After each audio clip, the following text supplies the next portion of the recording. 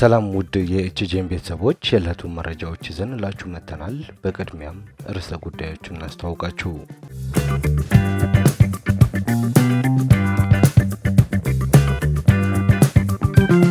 የሰው ሰራሽ አስተውሎቶችን ተጠቅመው የሚሰሩ ፊልሞች የኦስካር ሽልማቶችን ሊያሸንፉ እንደሚችሉ ተገለጸ። የህወሓት አንጃ የተቆጣጠረው ጊዜያዊ አስተዳደር ለውጥ አያመጣም ሲሉ ሳልሳዊ ወያኔ ትግራይ ፓርቲ ገለጸ።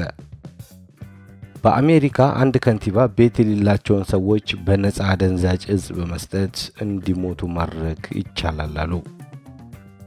ኢትዮጵያዊው ዲፕሎማትን የገደላቸው አሸባሪው አልሻባብ ነው ሲሉ የላስ አኖድ ግዛት ጠቅላይ አቃቤ ሕግ ገለጹ።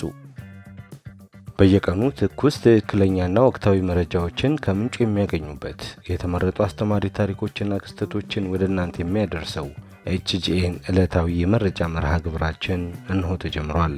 በቆይታችን ቀደም ብለን የተቃቀስናቸውን መረጃዎችን ጨምሮ አዳዲስ መረጃዎችን አክለን ወደ እናንተ እናደርሳለን። ውድ የኤችጂኤን ቤተሰቦች እንደተለመደው መረጃዎቻችን ለብዙዎች እንዲደርሱ ላይክ፣ ሼር፣ ሰብስክራይብ በማድረግ ቤተሰብ ይሁኑን እያለን ወደ መረጃዎቹ እናመራለን።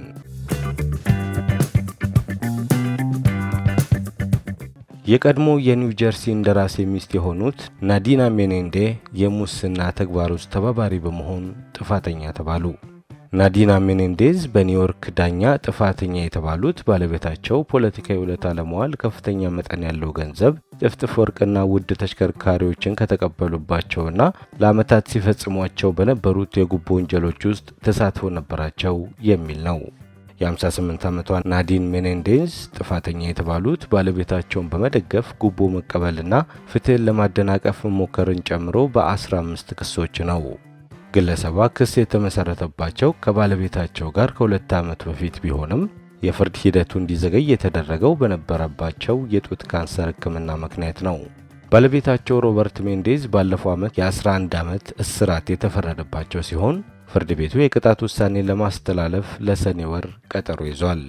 በኒውዮርክ የሚገኙ የአሜሪካ አቃቤ ሕግ ባወጣው መግለጫ ባልና ሚስት ስልጣንን ለብልሹ ጥቅም በማዋል ተሳታፊ በመሆን የወንጀል አጋሮች ናቸው ብሏል።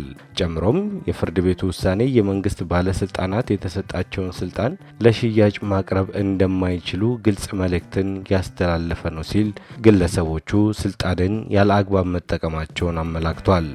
ሚስት ጉቦችን ይቀበሉ ነበር በተባለበት ጊዜ ባለቤታቸው ሮበርት ሜንዴዝ ኃያል በሆነው የሀገሪቱ የውጭ ጉዳይ ፖሊሲ ላይ ከፍተኛ ተጽዕኖ ባለው የአሜሪካ ምክር ቤት የውጭ ግንኙነት ኮሚቴ ውስጥ ዲሞክራቶችን ወክለው ከ5 ዓመታት በላይ ሰርተዋል። የተከሳሿ ጠበቆች በቤታቸው ውስጥ የተገኘውን ወርቅና የገንዘብ ክምር ከኃላፊነታቸው ጋር የሚገናኝ ስለመሆኑ የሚያሳይ ማስረጃ መንግስት አላቀረበም ሲሉም ተከራክረው ጥፋተኛ መባላቸው እንዳሳዘናቸውም ገልጸዋል። የምክር ቤት አባሉ ሜንዴዝ እና ሚስታቸው በአሜሪካ ምክር ቤት ውስጥ ባላቸው ሚና የመንግስትን ስልጣን በመጠቀም በሚስጥር የግብጽ መንግስት ጥቅምን በሚያስጠብቅ ሰፊ ተግባራት ውስጥ በመሳተፍ መከሰሳቸውን አቃቤ ሕጉ አስታውቋል። መንግስት ኒው ጀርሲ ግዛት ውስጥ በሚገኘው በግለሰቦቹ ቤት ውስጥ በ2022 በኤፍቢአይ በተደረገ ፍተሻ $100,000 ዋጋ ያላቸው የወርቅ ጥፍጥፎችና በመቶ ሺዎች የሚቆጠሩ ዶላሮች ማግኘቱን እንደ ማስረጃ አቅርቧል። ኢትዮጵያዊውን ዲፕሎማት የገደላቸው አሸባሪው አልሻባብ ነው ሲሉ የላስ አኖድ ግዛት ጠቅላይ አቃቤ ሕግ ገለጹ። ዲፕሎማቱ አቶ ፋራህ አይዲድ ጃማ ባልታወቁ ታጣቂዎች ታግተው ከተወሰዱ በኋላ አስክሬናቸው ወድቆ መገኘቱን በቅርቡ መዘገባችን ይታወሳል። አቶ ፋራ በፑንትላንድ የሚገኘው የኢትዮጵያ ቆንጽላ ጽሕፈት ቤት ባልደረባ እንደነበሩና የላስ አኖድ ግዛት አቃቤ ሕግ አብዱላሂ ሃርሲዲሬ ትላንት በሰጡት መግለጫ ከግድያው በስተጀርባ የአልሸባብ እጅ አለበት ብሏል። የኢትዮጵያ ውጭ ጉዳይ ሚኒስትር በጉዳዩ ላይ እስካሁን መግለጫ አልሰጠም። ሟች አቶ ፋራ አይዲድ የኢትዮጵያ የደህንነት አባል እንደነበሩ የጠቀሱት አቃቤ ሕጉ በአንድ ወቅት የአልሸባብ አባል በመሆን ድርጅቱን ተቀላቅለው እንደነበርም አውስተዋል። የኢትዮጵያ ሰላይ መሆናቸው ከታወቀ በኋላ አሸባሪ ቡድኑ የግድያ ጥቃት አድርሶባቸው ለጥቂት ማምለጣቸውንም አስረድተዋል። በጥቃቱ ለጉዳት ተዳርገው እንደነበር የገለጹት አቃቤ ሕጉ ከዚያን ጊዜ በኋላ ቡድኑ ክትትል ሲያደርግባቸው መቆየቱን አስታውቋል። ሲናገሩም አቶ ፋራ ወደ ላስ አኖድ ግዛት ከገቡ በኋላ ምንም አይነት የጥንቃቄ እርምጃ አልወሰዱም። በላስ አኖድ ደግሞ የአልሻባብ አባላት በስፋት ሰርገው መግባታቸውን ሁሉም ሰው የሚያውቀው ነው ብለዋል። አቶ ፋራ የሚኖሩት በጋርዌ ሲሆን ወደ ላስ አኖድ የሄዱበት ምክንያት እስካሁን አልታወቀም። በአሜሪካ አንድ ከንቲባ ቤት የሌላቸውን ሰዎች በነፃ አደንዛዥ እጽ በመስጠት እንዲሞቱ ማድረግ ይቻላል አሉ። በአሜሪካ የላካስተር ከተማ ከንቲባ መንገድ ላይ የሚያድሩ ቤት የሌላቸውን ሰዎች አደንዛዥ መድኃኒት በመስጠት ለምን እንዲሞቱ አናደርጋቸውም የሚል ሐሳብ አቅርበዋል። እንደ እርሳቸው አባባል የሚፈልጉትን ያህል አደንዛዥ እጽ የሆነውን ፊንታኒል በነፃ ለመስጠት ዝግጁ ናቸው። ይህ እጽ ከሄሮይን በብዙ እጥፍ የሚበረታ ኃይለኛ ሰው ሰራሽ ኦፒዮይድ ነው። አንድ መጠን እንኳን ሊገድል ይችላል።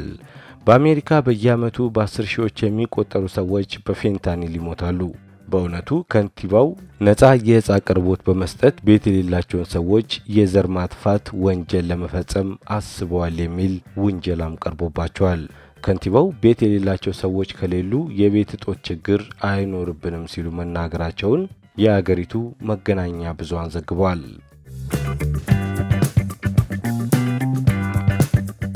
የህወሓት አንጃን የተቆጣጠረው ጊዜያዊ አስተዳደር ለውጥ አያመጣም ሲል ሳልሳይ ወያኔ ትግራይ ፓርቲ ገለጸ። ፓርቲው ዛሬ በመቀሌ በሰጠው ጋዜጣዊ መግለጫ በጀነራል ታደሰ ወረደ የሚመራው ጊዜያዊ አስተዳደር የህወሓት አንጃ ስልጣኑን እንዲቆጣጠር ፈቃድ እንደሰጠው ገልጿል። በፕሪቶሪያው ስምምነት አንቀጽ 10 መሰረት የሚመሰረተው ጊዜያዊ አስተዳደር ሁሉን ያካተተ እንዲሆን የተደነገገ ቢሆንም አሁን የተመሰረተው ካቢኔ ግን ይህንን አለማሟላቱን አስታውቋል። አሁን ያለው የጊዜያዊ አስተዳደሩ ካቢኔ በዶክተር ደብረጽዮን ለሚመራው ህወሓት ተላልፎ የተሰጠ ነው ያለው ፓርቲው እንደ ምሳሌም የከተማ ልማት ቢሮ፣ የውሃ ሀብት ቢሮ፣ የትምህርት ቢሮና የጤና ቢሮ እንዲሁም ሌሎች ስልጣኖች በዚህ ቡድን መያዛቸውን አስረድተዋል። ጨምሮም በአንድ ኃይል የበላይነት የተያዘው ጊዜያዊ አስተዳደር ለትግራይ ዘላቂ ለውጥ ማምጣት አይችልም ያለው ሳልሳዊ ወያኔ እንዲህ አይነት ድርጊት ወደ አምባገነንነት ሊያመራ እንደሚችልም አሳስቧል። በመሆኑም ጊዜያዊ አስተዳደሩ ካቢኔውን ሁሉም ባካተተ መልኩ እንዲቀይርም ጥሪ አቅርቧል። ከጋዜጠኞች እንዲህ አይነት ቅሬታ ከማቅረባችሁ በፊት ከጀነራል ታደሰ ጋር በጉዳዩ ላይ ተወያይታችሁ ነበር ወይ የሚል ጥያቄ የተነሳላቸው የፓርቲው አመራሮች ጉዳዩን በተመለከተ ከጊዜያዊ አስተዳደሩ ጋር ለመነጋገር ያደረግነው ጥረት አልተሳካም በማለት መልሰዋል።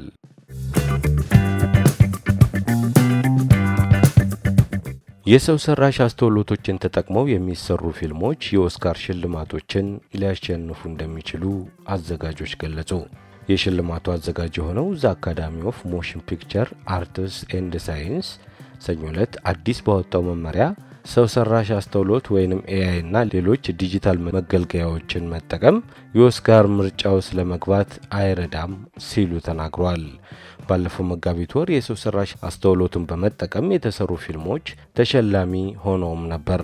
አካዳሚው አሸናፊዎችን በሚመርጥበት ወቅት የሰዎችን ተሳትፎ ከግምት ውስጥ እንደሚያስገባም ገልጿል። አካዳሚው የሰው ሰራሽ አስተውሎትን በፊልሞች ላይ መጠቀም ተገቢነት ላይ ከሳይንስና ቴክኖሎጂ ካውንስል ምክረ ሀሳብ መቅረቡን ተናግሯል።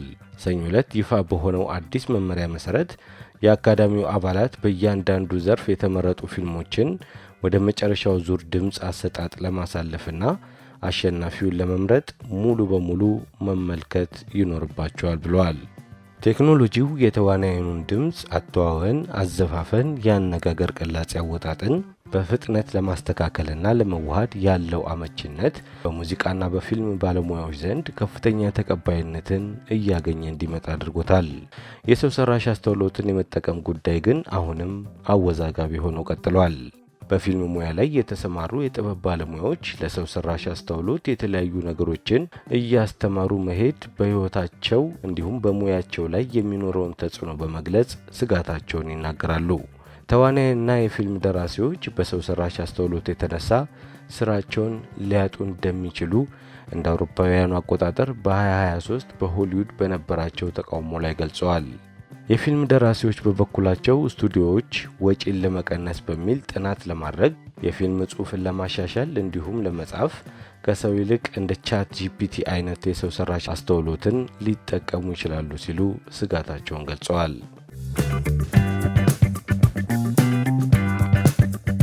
ኤለን መስክ የቴስላ ትርፍ መቀነሱን ተከትሎ በአሜሪካ ፌዴራል መንግስት ውስጥ የሚያሳልፈውን ጊዜ ለመቀነስ መወሰኑ ገለጸ። ኤለን መስክ ከስልጣን የመልቀቅ እቅድ እንደሌለው ግን ተናግሯል።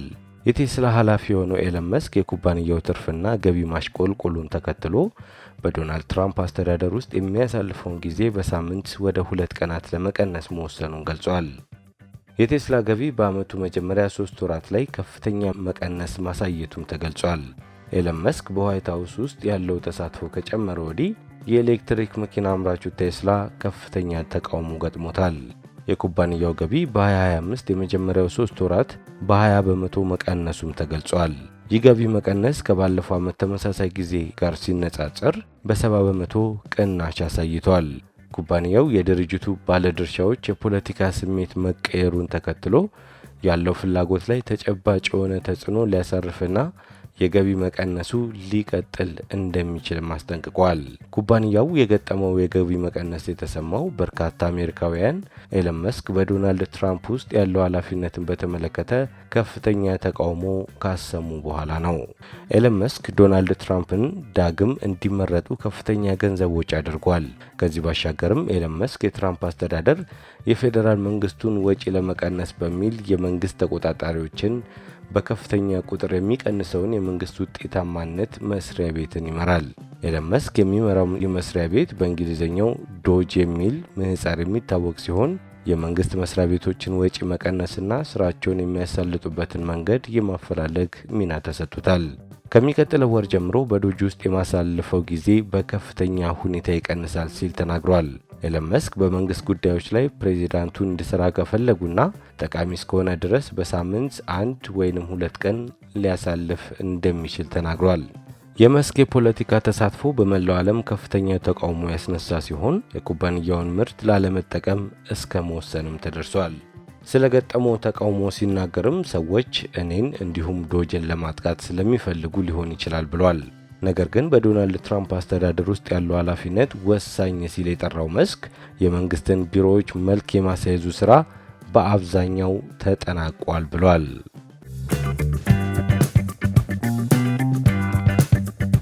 ውድ የኤችጂኤን ቤተሰቦች ለሰዓቱ ያዘንላችሁ መረጃ እኚህን ይመስላሉ። በየቀኑ ትኩስ መረጃዎችን ለማግኘት ላይክ፣ ሼር፣ ሰብስክራይብ በማድረግ ተወዳጁን። አብራችሁን ስለነበራችሁ እናመሰግናለን።